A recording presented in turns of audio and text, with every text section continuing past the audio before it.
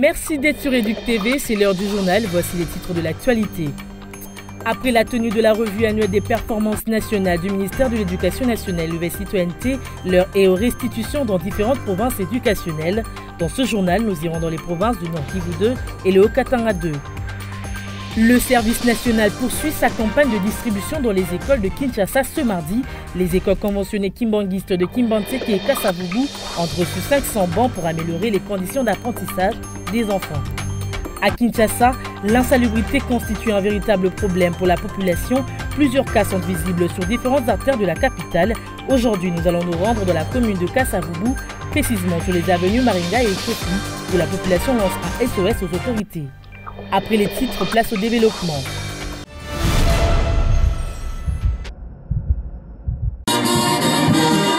C'est avec des pas de danse au rythme du légendaire fanfare kimbanguiste que le service national et son commandant ont été accueillis par les élèves ce mardi 16 septembre 2025.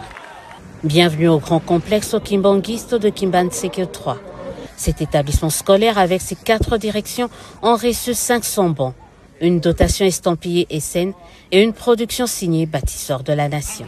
Sur instruction du chef de l'État, Son Excellence M. Félix Antoine Tshisekedi Tshilombo, le service national met à votre disposition 500 bancs pupitres dans le but d'améliorer les conditions d'accueil et d'études des élèves. Cette opération s'inscrit dans la suite de la série qui nous avait conduit d'abord dans les écoles officielles dites non conventionnées, avant de la poursuivre dans les écoles conventionnées catholiques, protestantes, kimbanguistes et autres. Pour accomplir cette tâche noble, le service national a installé à Kinshasa-Nsele un atelier de menuiserie moderne. C'est pour dire que c'est une opération prise à cœur qui ne s'arrêtera que lorsque toutes les écoles publiques auront reçu de bancs pupitres. Les bancs pupitres, cette école conventionnée kimbanguiste en avait grandement besoin, car voici les bancs sur lesquels s'asseyaient plus de 2000 élèves pour étudier. Des conditions indécentes et humiliantes qui désormais appartiennent au passé. La situation n'était guère reluisante à l'épée 1 qui Solekele à Kasavubu. Mais ça, c'était avant l'arrivée de la caravane du service national avec 250 bancs. Cette dotation a valu au lieutenant-général Jean-Pierre Kasson-Okabouik un surnom sur fond des remerciements des autorités de ces écoles. La caravane du service national poursuit sa ronde. Objectif, matérialiser la vision du chef de l'État en renforçant la capacité d'accueil des écoles et en améliorant les conditions d'études de tous les élèves, où qu'ils soient, à travers la République.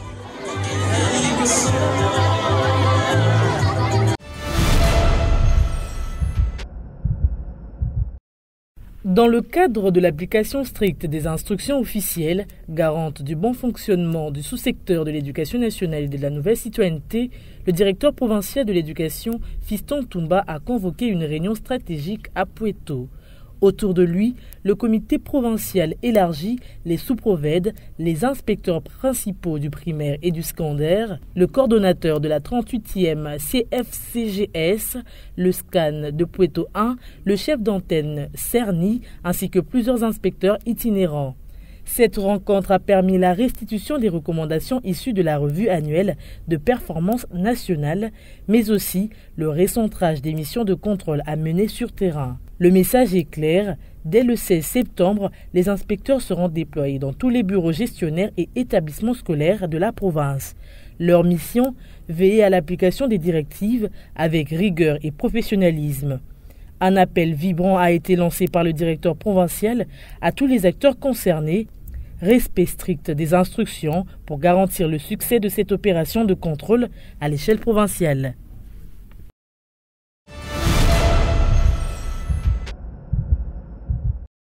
Cette réunion, présidée par le directeur de la province éducationnelle Nord Kivu 2, Norbert Bissimo Balekempaka, co-animée par l'inspecteur principal provincial au Nord Kivu 2, Jean-Pierre Massumbu Komunike, et du Diprocop Edmond Manyanka, s'est tenue dans la grande salle de réunion de la direction provinciale de l'EDUNC Nord Kivu 2 à Butembo. Au menu de cette réunion, la mission de toilettage du fichier paye des enseignants et agents du secteur de l'EDUNC Nord Kivu 2, la restitution des assises nationales de la RAP et enfin les divers. Chacun des intervenants a communiqué aux participants l'essentiel des éléments. Dans l'ensemble, il a été demandé à tous les agents, des bureaux gestionnaires et même les enseignants de se préparer à recevoir la délégation des missionnaires qui arrivent dans un futur proche en province éducationnelle Nord Kivu 2. Chaque agent doit préparer tous les éléments de son dossier. Une brève restitution des assises nationales de la RAP a été faite. Pour ce qui est de la RAP, nous avions dévoilé à l'assistance tout ce qui s'était passé. Nous avions parlé du plan quinquennal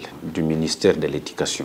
Aussi, nous avions parlé de l'intégration totale et de la promotion de la nouvelle citoyenneté dans le milieu éducatif. Pas seulement dans les écoles, mais aussi dans les milieux éducatifs, c'est-à-dire les bureaux et d'autres structures de gestionnaires. Nous avions montré les 5 principes directeurs du plan quinquennal. Les participants ont adhéré sur cette idée-là, de vulgariser, de s'approprier le plan quinquennal. Pour marier la théorie à la pratique, séance tenante, les participants ont prêché par l'exemple en prononçant le serment du citoyen. J'ai jure de servir en toutes circonstances, avec fidélité et loyauté, la République démocratique, et de respecter mes compatriotes, de protéger les biens communs et de promouvoir l'unité et la fraternité nationale. Pour ce faire, il leur a été recommandé de poursuivre la vulgarisation des pratiques dites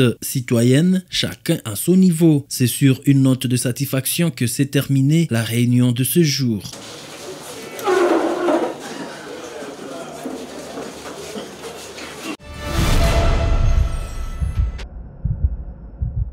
Initiée il y a quelques jours par les députés nationaux Crispin Bindoulé, la pétition visant 5 membres du bureau a été déposée le lundi 15 septembre 2025 auprès du secrétaire général de l'Assemblée nationale, Jean Gouvoulou Koji, notifié par un huissier de justice quelques heures après l'ouverture solennelle de la session budgétaire. Hier, comme vous le savez, dans l'après-midi, j'ai été notifié par un huissier de justice des pétitions qui ont été initiées par quelques députés à l'endroit de certains membres du bureau. Et je les ai réceptionnés et à mon tour, je me suis fait le devoir aujourd'hui de remettre à chaque membre du bureau sa pétition. Dara, le président Vital Kamerhe a salué cette initiative démocratique, droit reconnu aux élus nationaux. Soucieux du prestige de la Chambre basse du Parlement et fidèle aux règles qui la régissent, il a précisé que le règlement intérieur sera scrupuleusement respecté pour l'examen de cette pétition. Merci, monsieur le secrétaire. Nous avons voulu tout simplement remettre les choses dans la légalité. Merci, honorable président. La pétition est reconnue dans notre règlement intérieur. On ne remet pas ça dans les couloirs. Hier, nous nous excusons encore une fois de plus. Quand on parle des excuses, déjà, c'est la faiblesse. Auprès de nos amis pétitionnaires, on observait scrupuleusement les règlements intérieurs. Nous l'avons rassuré, les honorables députés. Et le règlement intérieur sera respecté dans ses lettres et dans son esprit. Merci beaucoup. En toute urgence, le speaker de la Chambre basse du Parlement a réuni les bureaux afin de prendre les dispositions nécessaires pour se conformer aux prescrits du règlement intérieur. L'Assemblée nationale convoquera mercredi 17 septembre 2025 une plénière destinée à mettre en place la commission spéciale et temporaire chargée d'examiner cette pétition. Conformément aux dispositions de l'article 31 du règlement intérieur, cette commission sera composée d'un délégué par groupe parlementaire ainsi que d'un représentant des non-inscrits. Le premier vice-président Jean-Claude Chilumba a été instruit de... Le vice-premier ministre en charge du budget, Adolphe Muzito, a reçu ce mardi l'ambassadeur de France en RDC, Romy Maréchaux. Au menu de leurs échanges, les priorités du budget 2026 en amont de la prochaine revue du programme avec le Fonds monétaire international. Hervé Conan, nouveau directeur de l'Agence française de développement, a également pris part à la rencontre. Pour les diplomates français, il était important d'écouter le VPM Mosito sur les efforts entrepris par le gouvernement dans les réformes économiques attendues par le FMI. Donc nous avons discuté des priorités du budget 2026 dans la perspective de la prochaine revue du programme du FMI. Donc c'était important d'écouter le vice-premier ministre sur ses priorités et les efforts faits par le gouvernement congolais pour mettre en œuvre les réformes attendues par le FMI. C'était le premier point. Et le deuxième point, c'était de discuter de l'action de la France en RDC, des programmes de développement qui sont financés par la France et qui doivent nécessairement bénéficier de dotations budgétaires pour leur fonctionnement une fois que le projet est fini. Il a aussi évoqué l'action de la France en RDC à travers plusieurs projets de développement dans les secteurs de l'éducation, de la santé et des infrastructures qui nécessitent un soutien budgétaire local pour leur mise en œuvre. Le représentant français s'est dit impressionné par la vision stratégique du VPM Mosito qu'il a saluée comme cohérente et tournée vers l'intérêt du peuple congolais.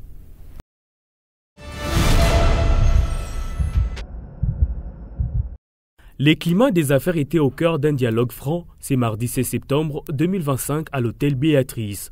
Le vice-premier ministre, ministre de l'économie nationale, Daniel Mukoko Samba, a rencontré les acteurs du secteur privé pour aborder sans détour les blocages qui freinent le développement économique de la République démocratique du Congo. Parmi les sujets discutés, la contrebande, la fiscalité, la taxe d'agrément dans les hydrocarbures, l'encadrement des prix, mais aussi l'impact des zones économiques spéciales sur l'industrie locale. Daniel Mukoko Samba a reconnu que les défis majeurs restent la diversification de l'économie congolaise. Il a insisté sur la nécessité de limiter les exportations des matières premières brutes et de renforcer la production locale. Autre point chaud, la protection du petit commerce national. Le ministre a annoncé la fin du moratoire sur l'exercice de ces activités par les étrangers dès fin novembre et la préparation d'une nouvelle loi plus claire sur la question. Nous avons une loi dans le pays qui date de 1973. Et cette loi réserve le petit commerce aux Congolais. Mais dans l'application, cette loi pose un certain nombre de problèmes, ce qui a donné lieu à des textes qui sont généralement des décrets pris par les différents premiers ministres pour ouvrir le petit commerce à des étrangers dans un certain nombre de secteurs.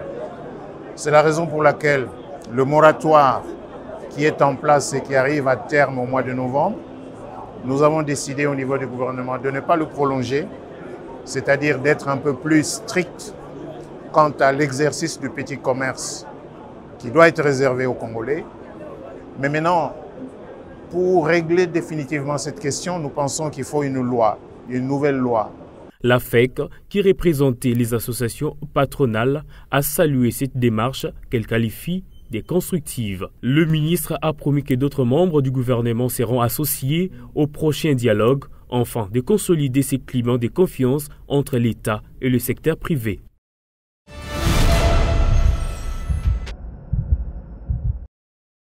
Le président du conseil de l'administration de la régie de voies aériennes, RVA, le professeur Trifon Kiki Moulumba, a effectué une descente ce mardi 16 septembre 2025 à l'aéroport international de Ndjili.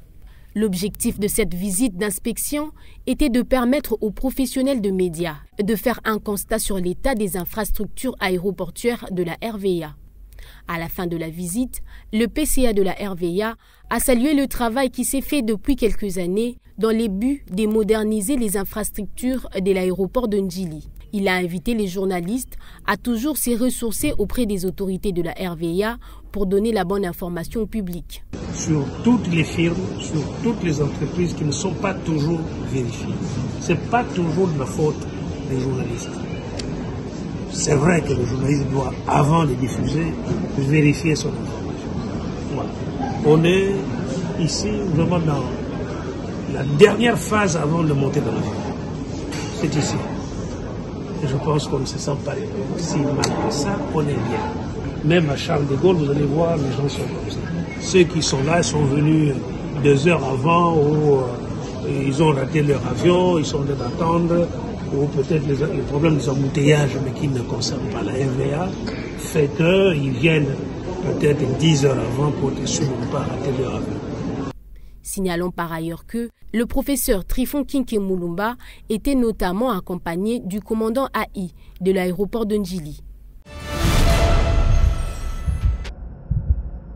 Construire une institution apolitique, accessible, proche des citoyens et respectueuse aux droits humains, c'est l'objectif global de l'atelier sur la vulgarisation des textes légaux de la police nationale congolaise au profit des autorités politico-administratives de la province de Maïndombe. Prenant parole devant plusieurs hôtes du jour, le commandant provincial de la police nationale congolaise Maïndombe, le commissaire divisionnaire adjoint Pades Mouroula a fait savoir que la réforme de la police nationale congolaise constitue l'une des initiatives majeures de notre gouvernement pour garantir la sécurité des citoyens et améliorer la qualité des services rendus à la population. Pour le représentant du programme des Nations Unies pour le développement, Stéphane Moulawai, le PNUD réitère son engagement indéfectible à soutenir cette réforme en promouvant une démarche inclusive et participative où chaque acteur, quel que soit son rôle, devient un levier essentiel dans la réalisation des objectifs communs. Le secrétaire exécutif adjoint du comité de suivi de la réforme de la police nationale congolaise, le commissaire divisionnaire adjoint Jean-Rémy Kanga a émis levé. Ces échanges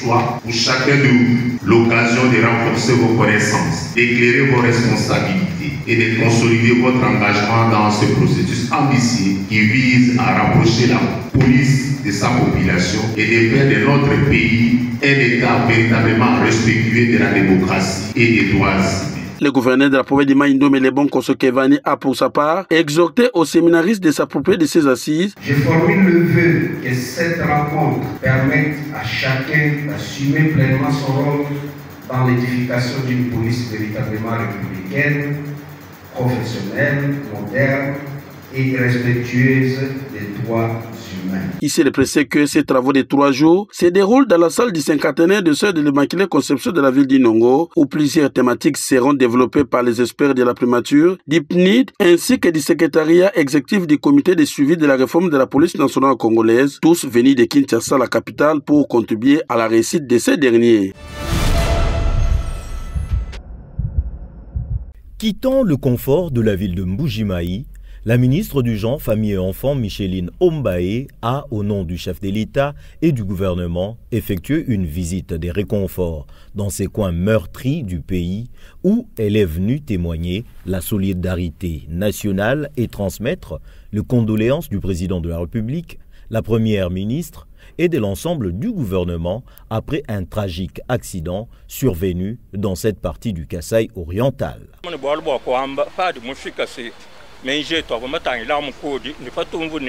Excellence, Madame la ministre,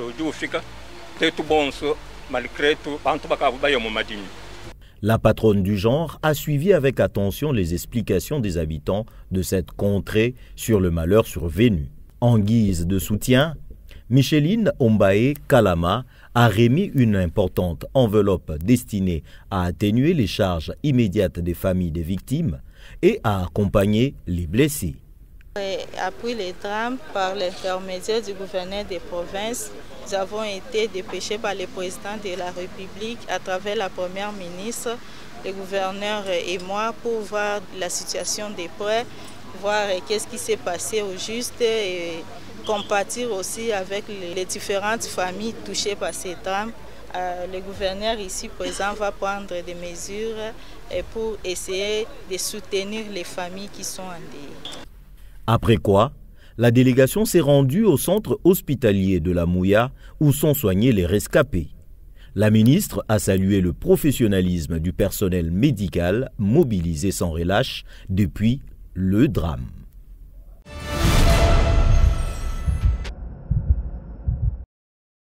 De nombreuses artères publiques de la capitale congolaise sont en pleine réhabilitation. Malgré ces travaux, plusieurs coins de Kinshasa sont devenus le repère des immondices. Situation observée au croisement des avenues Maringa et Otiopi dans la commune de Kessavubu, non loin du marché de Gambela, où l'insalubrité règne. On y trouve des eaux usées et stagnantes, des sachets ou encore de bouteilles en plastique. Passants et petits commerçants sont exposés à des risques de maladies dans un environnement malpropre. Signalons que ces croisements, un lieu fréquenté par plusieurs usagers qui font de courses par ici par là.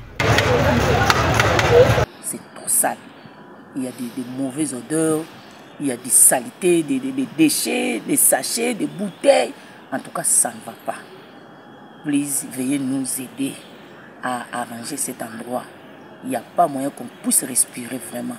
Ça dégage une mauvaise odeur ici parce qu'il y a une salubrité par-ci par-là, tout. Cette réalité impose que les autorités provinciales accélèrent le travaux d'assainissement de la ville de Kinshasa.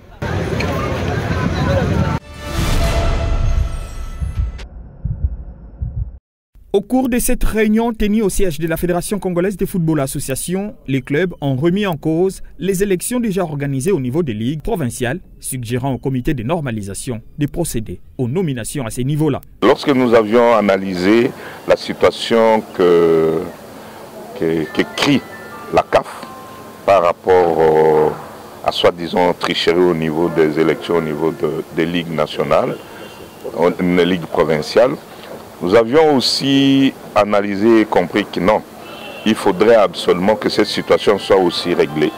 C'est-à-dire, au niveau des ligues provinciales, si les CONOR nomment au niveau de la LINAFOOT, c'est-à-dire qu'il y a aussi ce pouvoir de nommer au niveau des ligues provinciales.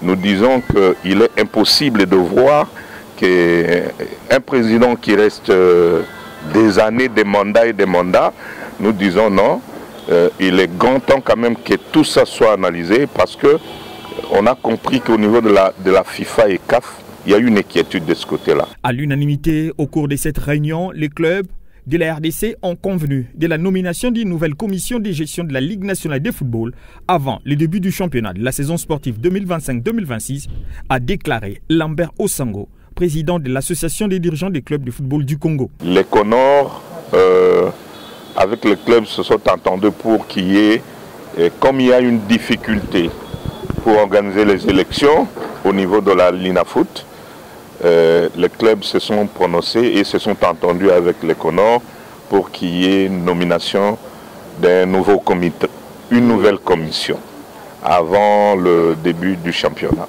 Il est à noter que plus de 45 jours sont déjà consommés sans que le championnat de la RDC ne démarre, quand on sait que la nouvelle saison sportive a démarré depuis le 1er août. Merci d'avoir suivi cette édition d'information et bonne suite des programmes sur Edu TV.